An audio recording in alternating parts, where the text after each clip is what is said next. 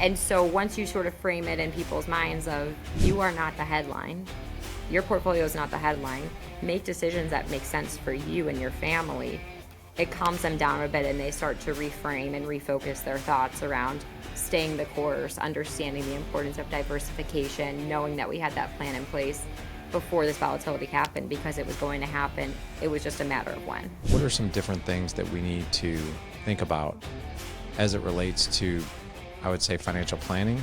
People who are on social media and seeing a lot of these headlines and calling me and saying, hey, this guy told me I should buy Bitcoin. Let's buy Bitcoin. And hey, this guy told me that there's a Great Depression coming. I want out. What's up, Sophia? Welcome to Dad Edge. It's good to see you. Nice to see you, Larry. Thanks for having me. Yeah, it's great to have you. So you're not a dad.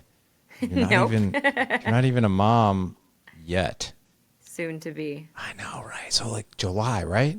Yeah, it's soon. Very soon. This is your first one. It's my first, so very excited. It's a whole new journey for us. Are you nervous? I would be lying if I said I wasn't nervous and up at night thinking about all of the what ifs Yeah. and starting to do that nesting that I've heard about so much. And now all of a sudden my husband sees me with a garbage bag and he's like, step away. Step away. Oh my gosh, that's great. You've been married now for 4 years, right? Yes. Very Yeah. cool. I love that. And so I'm curious, like you said, you're nesting, you're getting ready for things. I'm guessing like we're just like, this is July. So like, is the room already ready to rock and roll? The room is almost there. Yeah. Almost there. It's Right. almost there. You know, with it's actually market related, but like tariffs and everything like that, people have been telling me you have to order everything before prices go up, you know, and they're saying prices are going up in 2 weeks, in 3 weeks. And so I fell into the trap. I ordered my crib, I ordered my, dresser, I ordered the rug. So everything is on its way. It's coming through. That is so cool. That's Yeah. exciting. I still remember like when we bought the furniture, like for the first two, it was like a really big deal. And then by the time 3 and 4 came, we're like, all right, let's just get them a mattress. I'm kidding. We didn't do quite like that, but 100%. well, it's Yeah. great to have you on. I want to start with your mom, if that's cool with you. I know we're I going to would talk love about wealth. to. Yeah, we're going to talk about wealth and family planning and all that good stuff. But something that's near and dear to your heart is your mom, Abby. And I really want you to spend just a couple minutes on that and talk about that. Thank you. Yeah, I appreciate that. My mom, Abby, she passed away in 2021 from ovarian cancer, but she is remembered as someone who really left a legacy in the world of social impact. So she ran a nonprofit for close to 30 years that helps families with children with disabilities. So they have schools, they have camps, they had, careers, and then eventually her goal, which she accomplished, was getting housing for adults with special needs so they can live independently of their families. And so she was really a pivotal part of the local community. So with her passing, it was obviously a lot on me, but she was a mom to so many others too. And so thank you for mentioning her. I think a lot of my drive comes from her. She was a working mom, and she showed me that there is a way to balance it and be an involved parent, but also have a very successful career. And so I look forward to modeling that for my future children like she did for me. And, she was just a woman, and she knew how to have fun too. And so she just really embodied that perfect balance of working, being a mom, but also making sure you set aside time for yourself too. I'll tell you, if there's ever been an example of leading by example, you just nailed it. Like, I learned these things because I watched her do it. Yep. Like, how cool is that? It's so cool. Yeah. I She get was the a special sense, person. I get the sense you guys were really close. We were very close. I'm the youngest of 3 girls, so she was, the best mom, and she just knew how to be, there for all of us in our own individual ways. I think that probably has to do with her career too, of understanding every person's unique abilities and challenges and how to be there for them and support them in a unique way that helps them. And so I just feel really grateful that she was my mom. She taught me the importance of philanthropy, of incorporating service into your everyday life. And so I'm forever grateful for that. You said something really amazing there, which I think we need to talk about. My mom supported us in a way that was individualized to each one of us. Like, she knew each one of you individually. She didn't like collectively look at you guys as a group of like, these are my daughters, I treat them all the same. No, I need to connect with them, talk with them, and relate to them differently because they're different people. What were some of the differences that maybe you noticed that how she maybe interacted with you versus your siblings, or just maybe some differences you saw in general? So I was always a very independent child. I was the youngest of three, so I think I learned a lot by example. I joke, I learned what not to do when my sisters got in trouble for certain things. I was able to kind of figure out the system and have it work to my benefit. So, but my independence also came in the form of, homework. I didn't really need her to be there watching to make sure I finished it. But I think she also knew that I carried a lot of things on my own, and I, because of my independence, maybe wasn't as open to sharing if I did have problems. And so she would just be able to call me out for it, and she'd be like, Soph, I know you're in a fight with so-and-so at school, or I know you're really putting a lot of pressure on yourself for this one upcoming test. And she would just kind of call me out for it, which was a really helpful thing for me to do growing up, whereas I think maybe my other sisters needed more support and a little bit more hands-on approach of, you need to, do your homework, and so we're going to set this time up for your homework. She knew my homework was getting done, right? And that goes for so many other things too, applying for colleges. She knew that I was on top of it and didn't really need to make sure that I was doing it. Maybe it was a little different for my sisters. Sorry if they listen to this, but it's true. Like, I think we just each have our own unique personalities. I don't know if you have siblings, but you realize that even though you can grow up in the same household, you can all be so different. And so understanding, and now as I become a mom, like realizing that she was able to recognize that is so amazing. Mm-hmm. And I think it's really special. Yeah, I always try to, extract the gold that comes out of like the people that raised us, mm-hmm. by guests that come on the show and really analyze, this has always been fascinating for the 10 years I've been doing this podcast, is we always kind of start here of like, what was it like for you growing up? And let's extract the gold from what your parents did right. And I love that. That's something that we haven't really talked about a whole lot on the podcast, which is how do you actually raise and treat each individual of your kids versus, raising them collectively.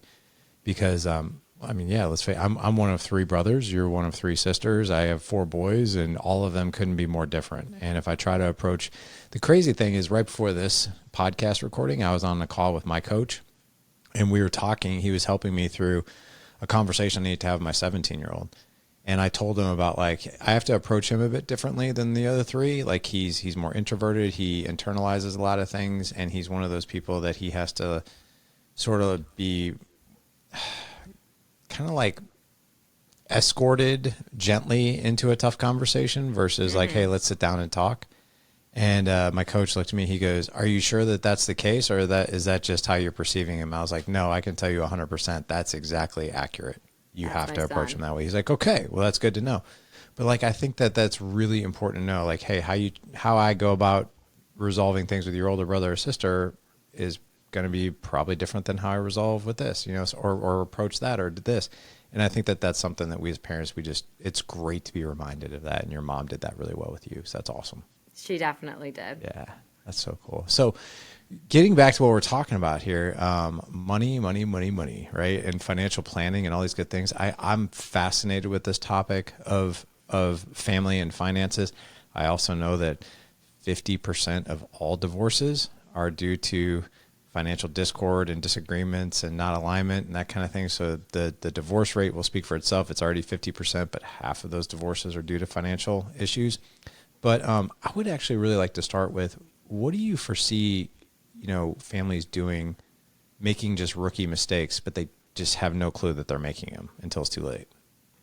I see all the time people who are in the wealth building phase of their lives, and they are just doing great at work. They have high salaries, they can afford their current life, but they are neglecting to plan for a future. I think that is so common. And I would say the other one that kind of relates to what you were just talking about is not having a shared goal as a family, as a couple. So really two things, and those can sometimes happen simultaneously, where you're both just in it and you're going through the motions of having a family, you have a kid, things get busy, you're just going to your job because you need to make money to support your family.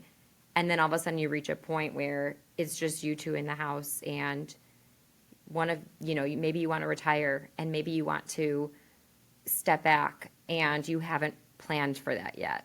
Or one of you has been and one of you has not been. And now you have to have that conversation around, well, where do we go from here? So I think communication is key. I think that can honestly hinder or help a lot of couples and families in getting to financial success. Are you familiar with the 5 love languages? I am. Are you? Cool. Yeah. I had a couple on. This might have been like 4 or 5 years ago now. They're called the Money Couple, but they were wealth builders as well. But they wrote a book called The 7 Different Types of Money Personalities. And I'm curious, have you in the financial space, and I think their book was more written on like just their own experience and sort of their own theories.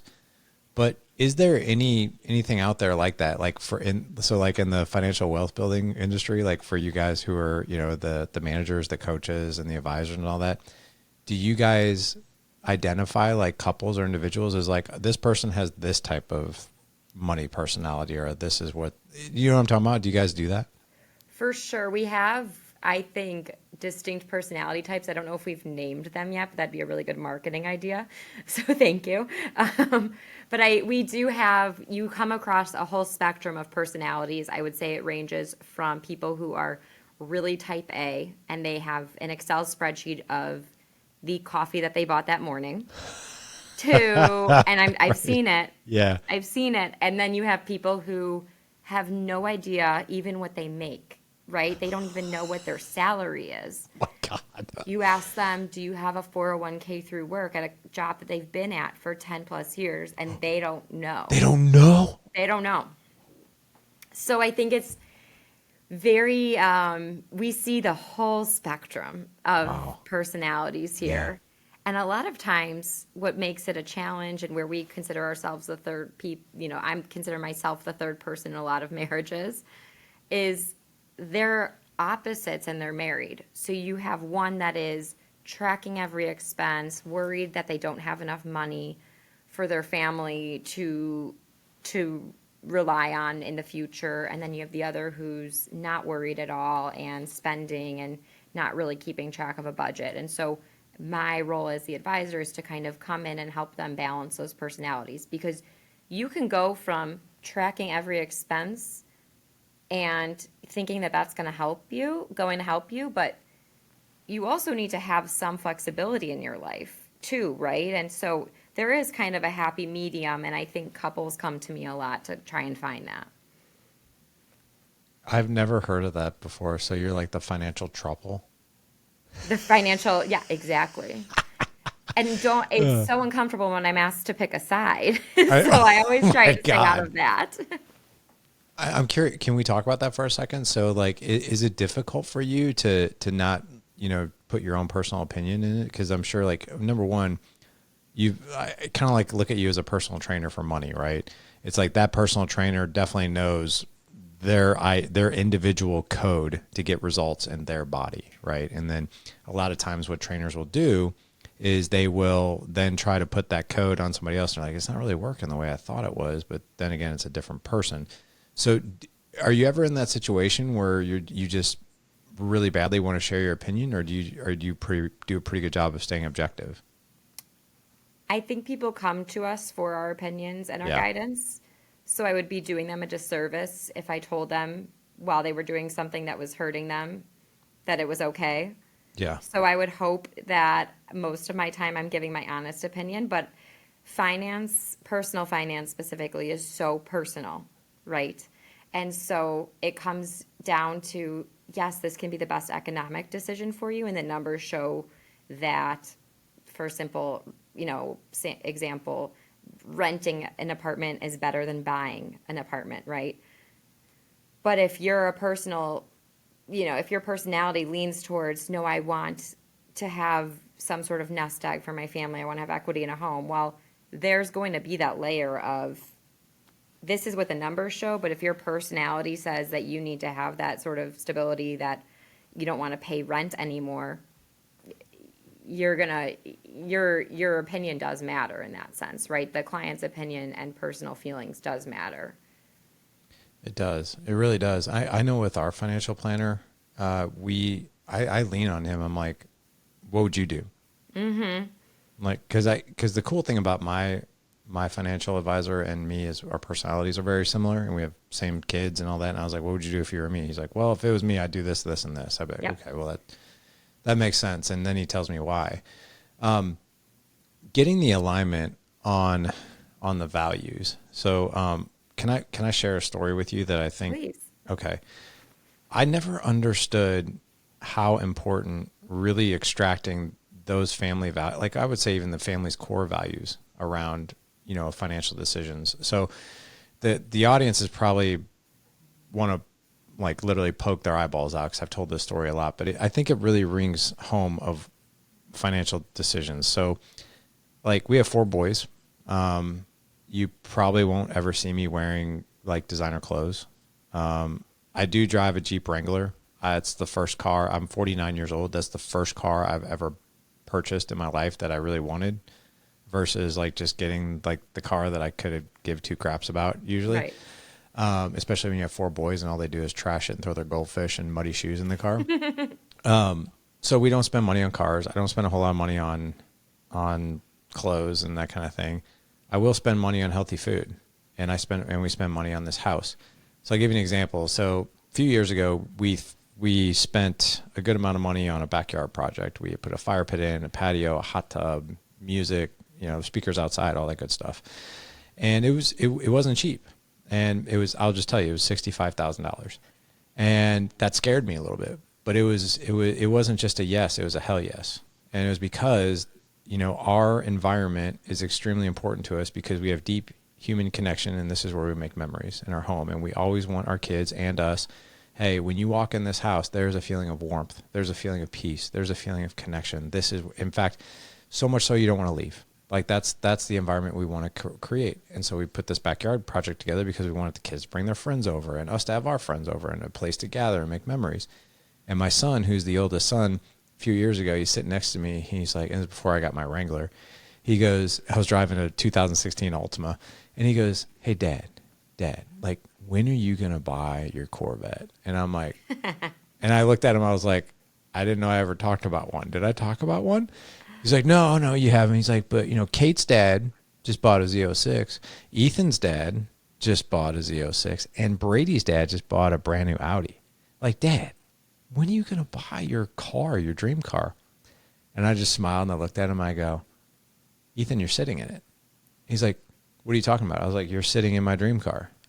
Yeah, I don't understand. I said, and this was it was the first day we broke in the backyard. There's all their friends were over. Our friends were over playing music. We're barbecuing. It was so much fun. And I said, Ethan, I could have spent $65,000 on a car, but then it's me and you in the car. I was like, or I could have spent $65,000 on this. Yep. Did I make a good decision? And he looked around and he saw that he got it. So I share that with you because I think that there's probably a lot of people, a lot of families in your space that they might think that they want things, or they might think that they're chasing something. But in actuality, if we really peel back these onion layers of what's really important, does the deep stuff usually match the shallow stuff in your experience? That story is really great, so thank you for sharing it. I think once you sort of reframe it to clients as, your neighbor just got a new car, that might make you want a car, but Is that really going to change your life? Is this really where you want to show your values and I think model to your kids? Whether that's where you should put your money towards, I think it really reframes the concept in clients' heads. So I've seen that before, but I think that's why having a really deep understanding of your core money values is so important before making any of those decisions. I agree. And what process do you guys take your clients through to get those?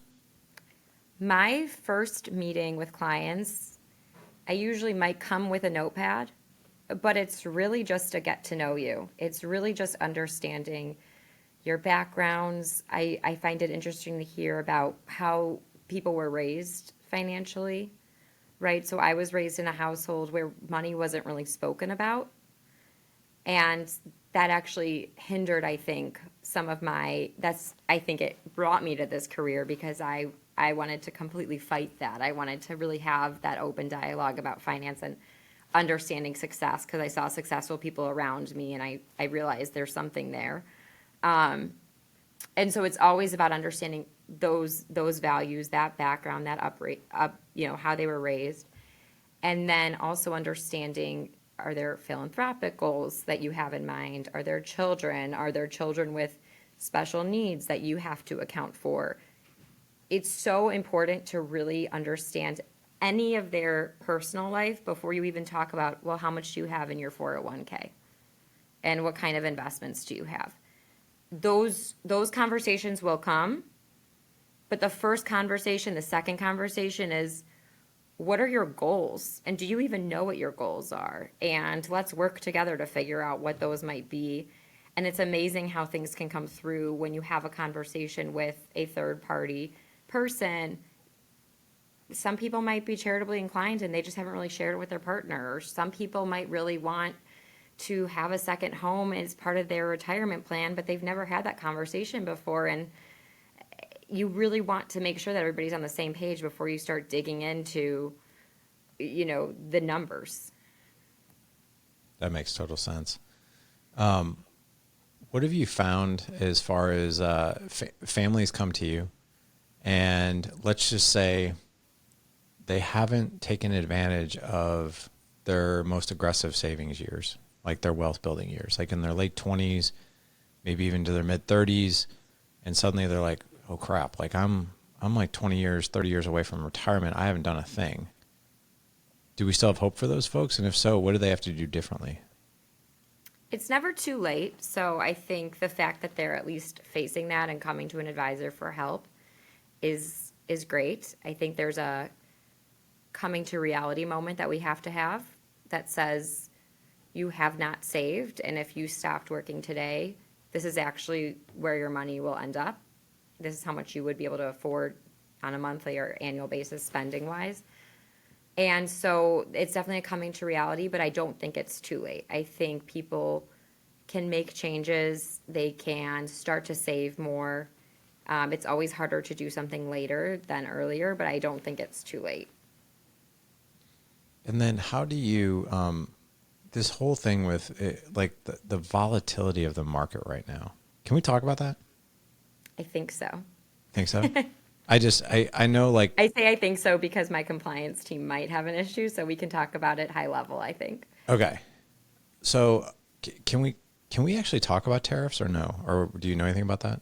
I do know about tariffs. We could talk about tariffs. I just want to know, just from a financial planner's point of view and the economy, and just like, we're not going to hold you to your opinion and that kind of thing. I'm just more curious because I'm going to go actually I have an appointment with my own advisor next week, and we're going to talk to him about this. But I am just curious. A lot of people are freaking out right now about the economy, and this whole tariff thing is like scaring a lot of people. But I don't know. I'll be honest. I don't know enough about all this to make like a snap judgment. But the story that I'm telling myself, I don't think you have to be a financial genius to see that the United States is in serious trouble. Like $37 trillion in debt. Like if we don't do something different, we are screwed. Like screwed. So But the thing is, I don't know enough about what's actually happening right now with the tariffs thing. Like, is that even going to fix anything? I don't know. But like, what do tariffs have to do with the U.S. economy and the global economy? And I guess, in your opinion, is this something that could be helpful in the future? It's really tough to say. We haven't had tariffs like this in a long time. And so we also don't know where the ship is going to land in terms of the tariff. So the tariffs came out, 150%, I think, on China was the last number that I read, and 10% minimum on all of any trading partner that we already have. Plus auto, we work with people who are in manufacturing. What does that do to the car industry? So we don't necessarily know, however, what the ultimate outcome is going to be, because now the administration is talking about negotiations, a 90-day pause.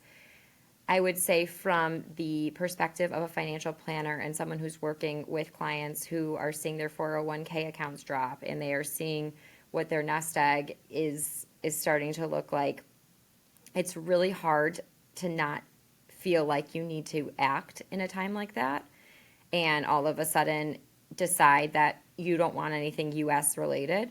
However, that's actually the worst time to make a change, is when there is so much volatility and uncertainty. That is why you have to have a plan well before this sort of volatility takes place.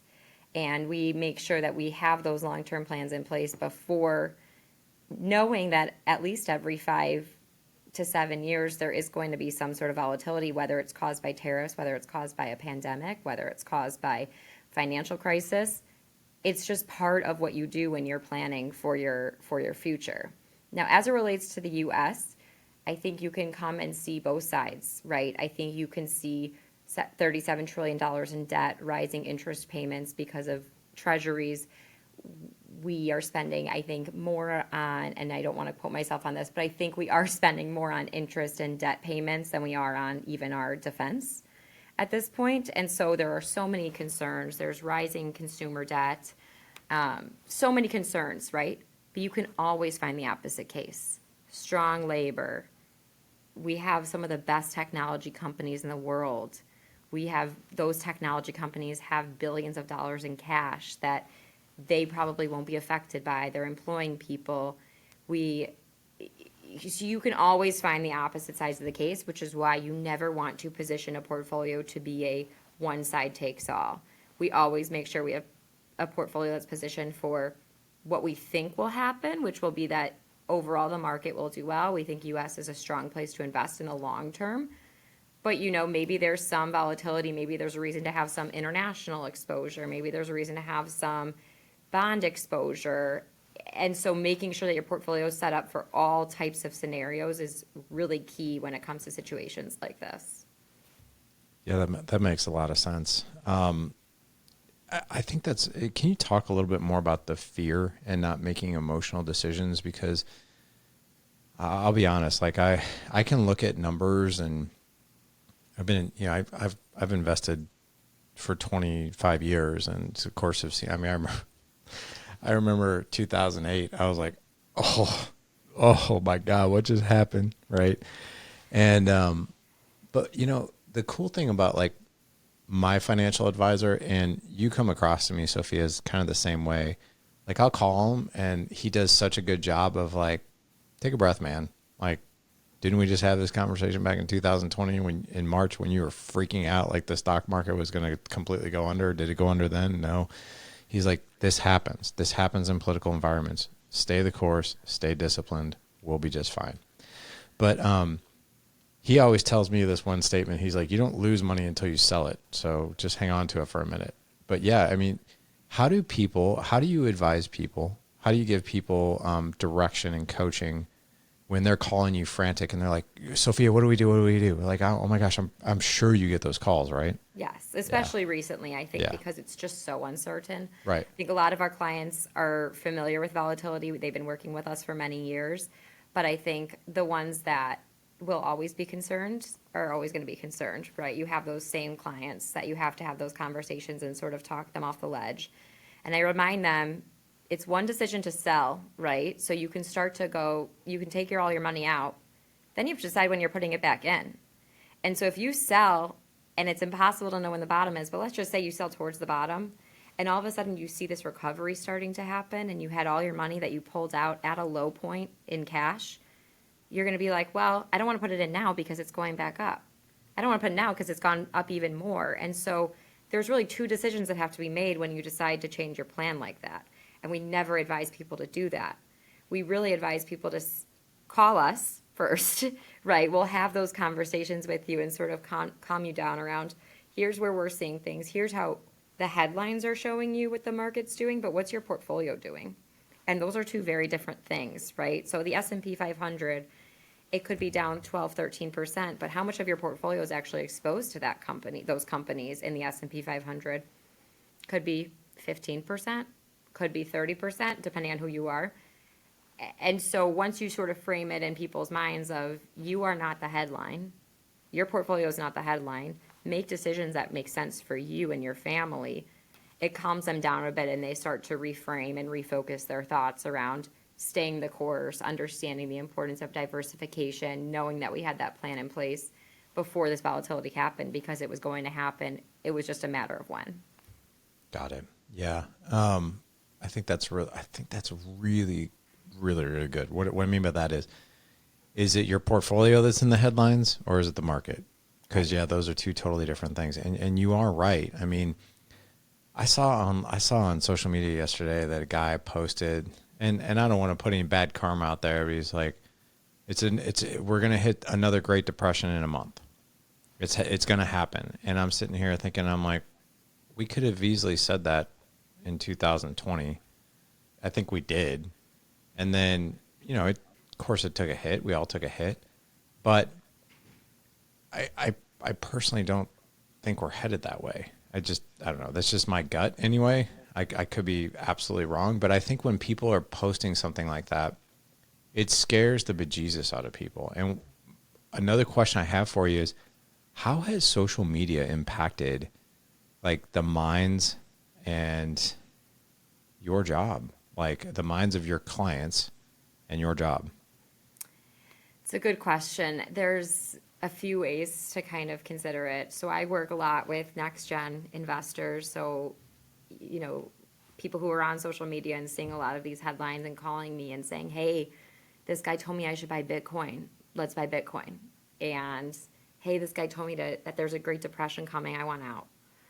And you have to stay informed. I have to stay informed of what it is that they're seeing, but also make sure that I'm sticking to the facts and reading, financial news articles that aren't necessarily social media driven or driven by responses, right? They're not trying to just get the most likes on on their articles. It's really based on what the facts are. And so arming myself with those is really important. And I would say that's been even more important now for my job, is really knowing and understanding what's going on in the economy, what's going on politically, and staying informed so that when people come to me with these suggestions or what they've seen on social media, it's hugely important. I would say it's also been a really big benefit.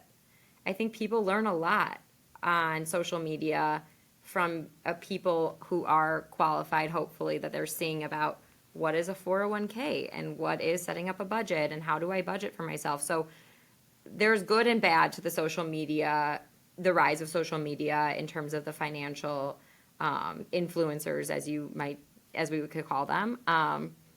But I would say I see both sides of it too. I'm sure you do. Yeah.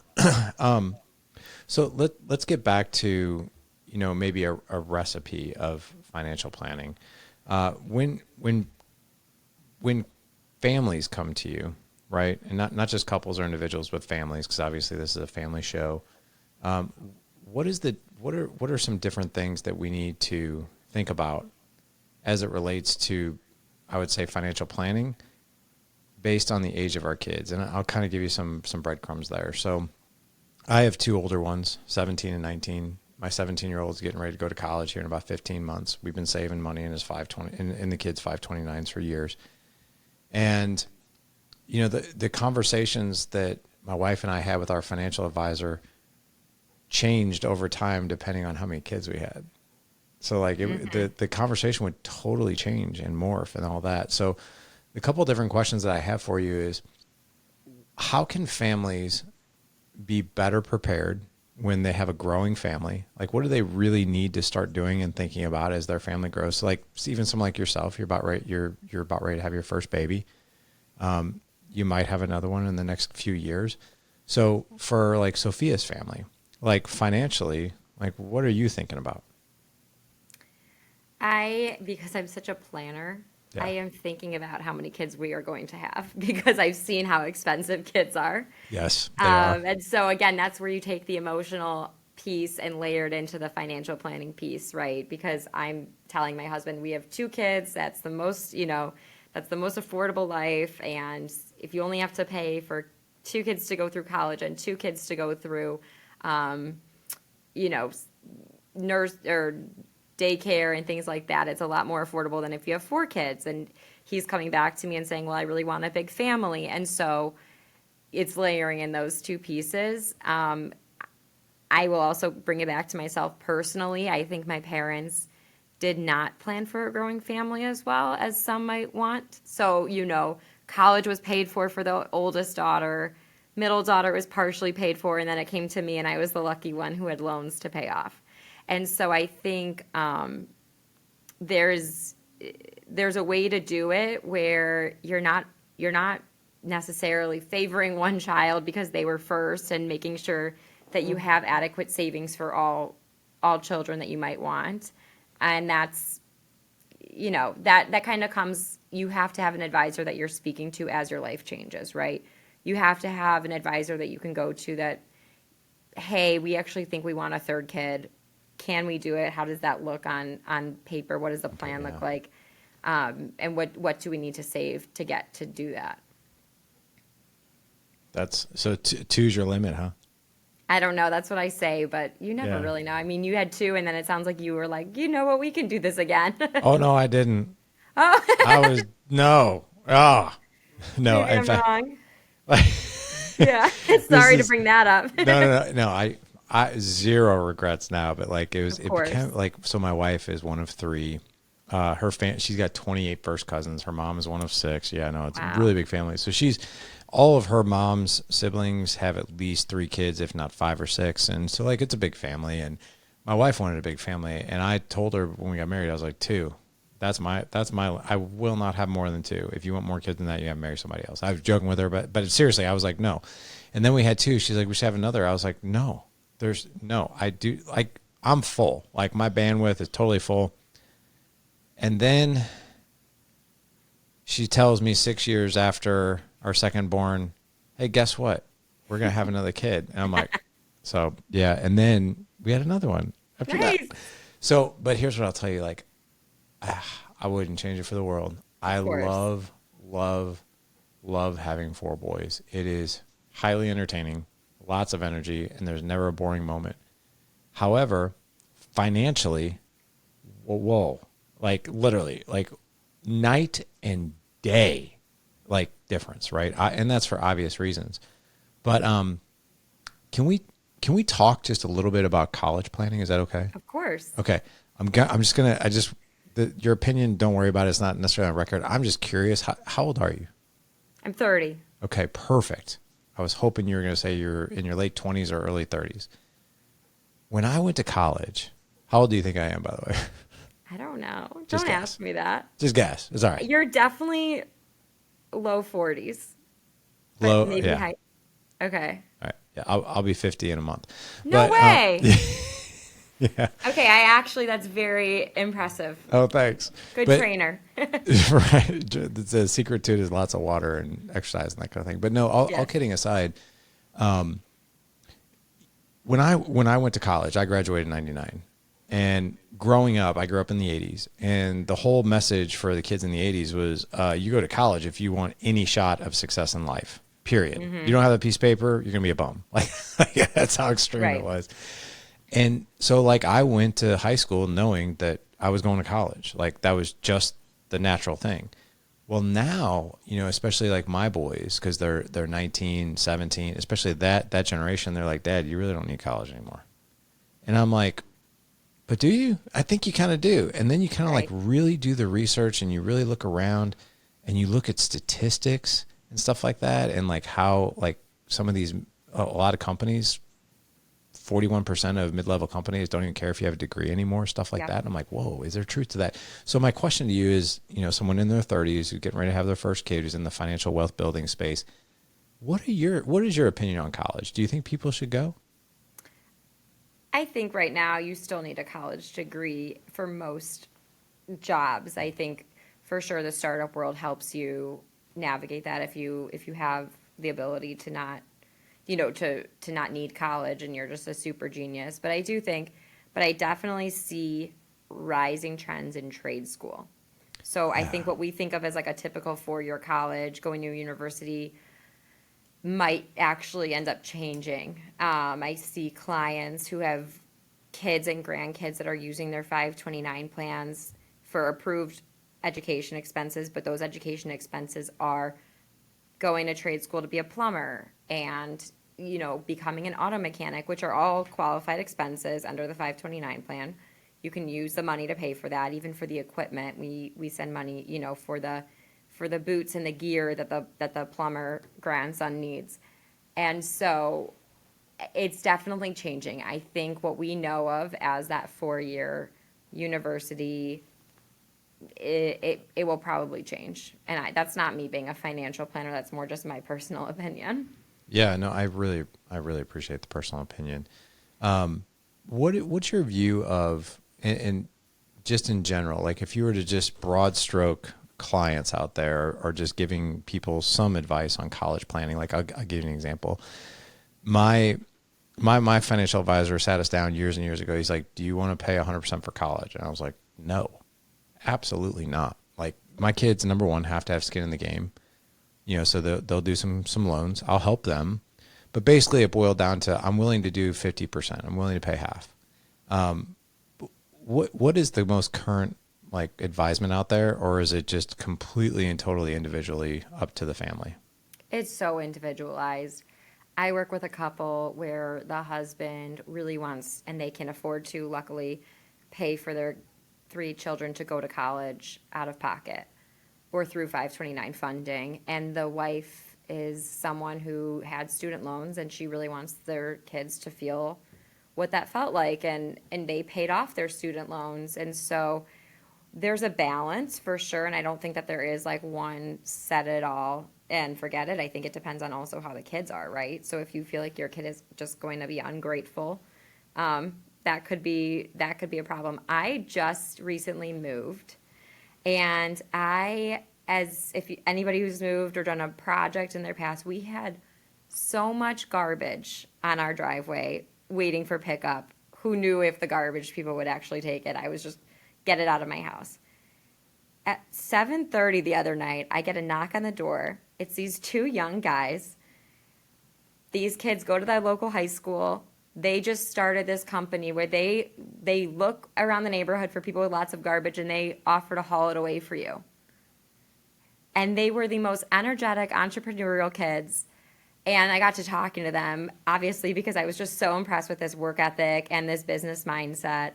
And we were talking about college, and he said, "You know what? That might not be in the cards for me. I really love working for myself, doing this business." So I think kids, it just totally depends on who those unique, like what their individual characteristics are like. But I was just so impressed, and he kept saying, "I'm fortunate that my parents helped me buy a truck, but then I used my savings to buy the dump trailer," which is a term I learned for like the extra piece where he took all my garbage.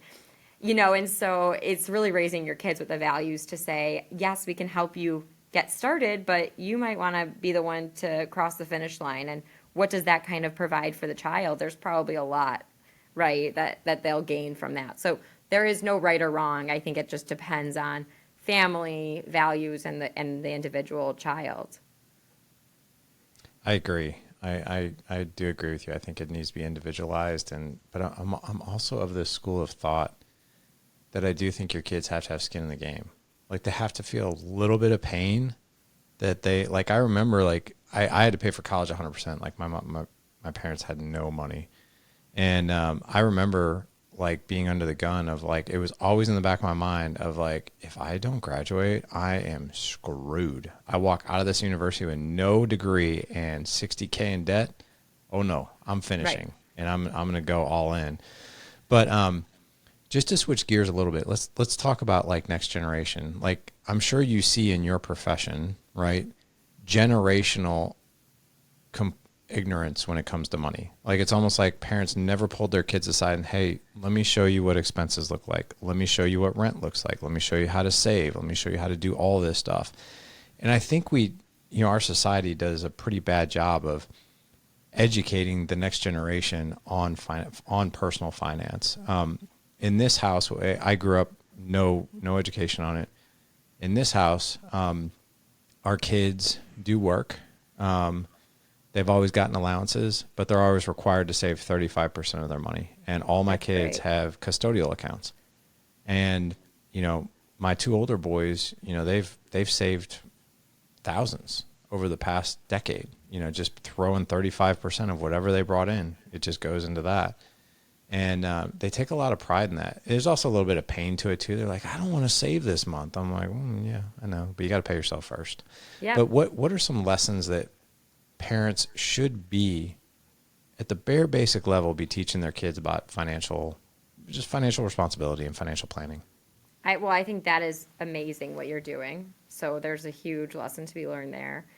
I think having the conversation around, you don't have to go into specifics, but living within your means, right? And saying how you're affording these family vacations, if you can afford them, where that's coming from, whether it's because your parents, you have two parents that are working, you have one parent that's working, or you have grandparents that are, helping support. It's really important to be honest about how you are funding these things that they are so lucky to be receiving.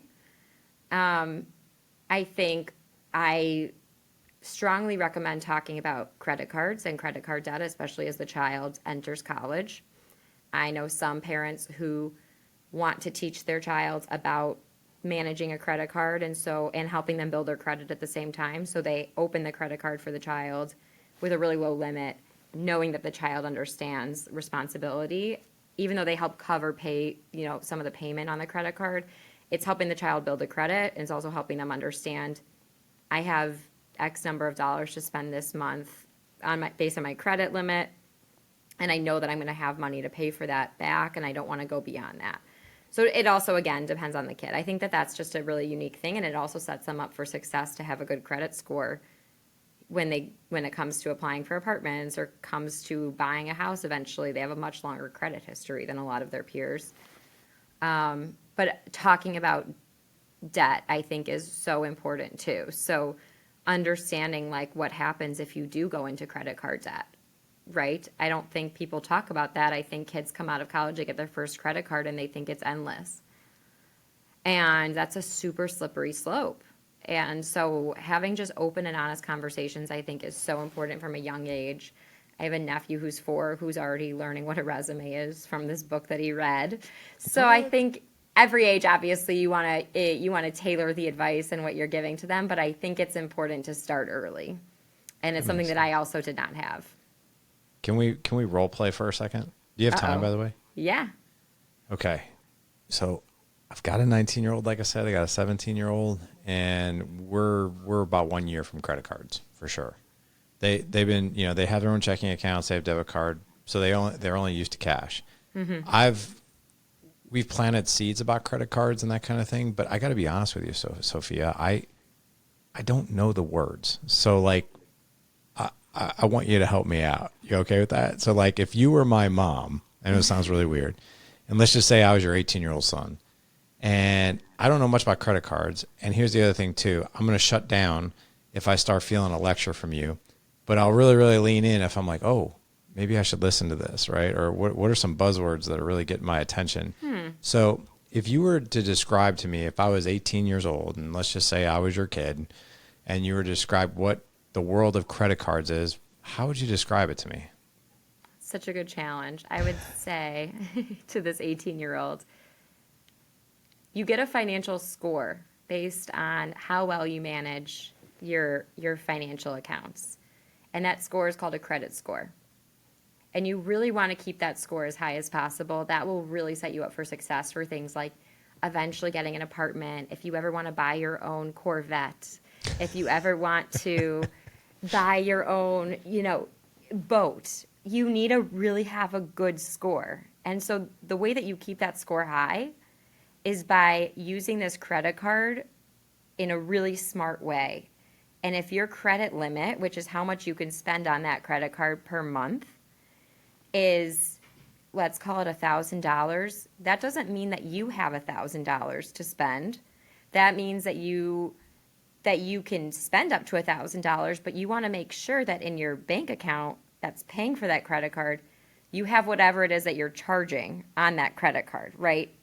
And so it's all about understanding what your credit limit is. It's all about understanding what you can afford to spend and making sure that no matter what, every month you are paying for that credit card in full. So let's say you spend $300 this month. I want to make sure that you have $300 in your bank account to cover that at the end of the month, because that's only going to help increase that score that we're talking about. So it's all about getting that score really high and making sure that you are setting yourself up for long-term success. I don't have an 18-year-old, so I hope that was okay. That was really But good. I think it would be along something of those lines, is really framing it in the way of, this is setting you up for financial freedom Yeah. in a way, but it could do the complete opposite too. Yeah. And you know what I really liked about that? And I know you don't have an 18-year-old son, but that would have hit a home run with mine, because you started naming things that are on his radar, like the apartment or the car or this or that, right? So it's like, oh, well, I do want those things. Well, if you want those things, then you got to be really responsible with this thing, and I'm going to show you how to do it.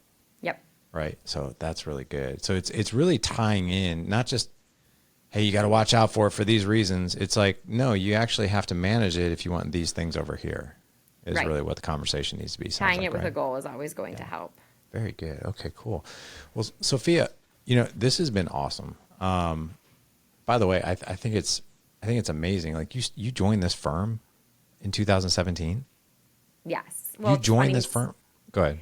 I was an intern in 2016, and then I started full-time in 2017. So you're like 22 years old? I guess so. That's crazy. Yeah, it is That's hard for me to awesome. believe too. Are- I've gained a lot from it personally, to be a financial planner and just seeing successful people around me. So I always say that if anything I get from this job, it's really the personal financial lessons that I've learned for myself and my family.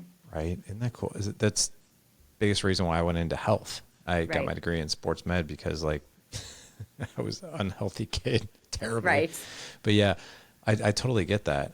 Where can people find you if they want to connect to you? What's the best way? So the best way is on LinkedIn. You can look up my name, Sophia Yudkowsky. You can go to Mesro.com, and I am going to feature this podcast on my website on Mesro.com, and you can find me there. Awesome. Well, thank you so much. Well, you're going to feature this podcast on the website? I am. That's so awesome. Yes. I'll tell you, you can't go wrong with Sophia. No, I'm kidding. I'm just going to do a walking commercial for you. But Thank no, you. seriously, you're very knowledgeable, like extremely knowledgeable. I mean, you can tell you've been doing this for almost a decade. I mean, even 30 years old, but you know your stuff. I mean, Thank you. it's been awesome to talk to you. Yeah, it's been great talking with you. I've really enjoyed this. Me too. Me too. Okay, one final question for you, okay? Okay. All right, here we go.